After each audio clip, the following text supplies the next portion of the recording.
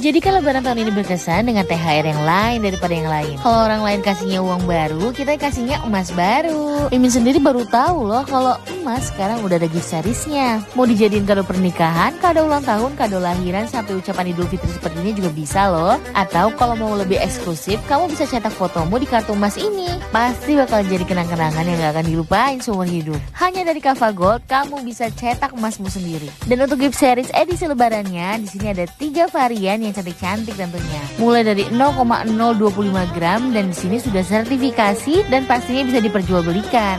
Kamu bisa kumpulin nih gift series ini sampai bisa ditukar dengan 1 gram antam. Selain itu, di sini juga menjual aneka emas mini, micro gold atau baby gold. Mulai dari 0,001 di sini mereka punya loh. Cantik banget kan ngasih keponakan ataupun anak-anak dengan emas seperti ini dan mulai membiasakan diri menabung emas dari sekarang. Boleh tanya-tanya langsung ke Kava Gold ya.